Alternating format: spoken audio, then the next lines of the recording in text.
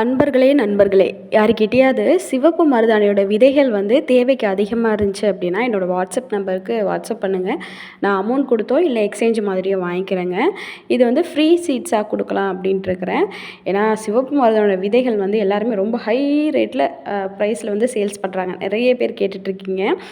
நம்மளை பொறுத்த வரைக்கும் சேல்ஸ் பண்ணணும், ஓகே. அதுக்காக இப்படிலாம் டிமாண்ட் வைக்கிறது அப்படிங்கும்போது எனக்கு கொஞ்சம் இதாக இருந்துச்சு.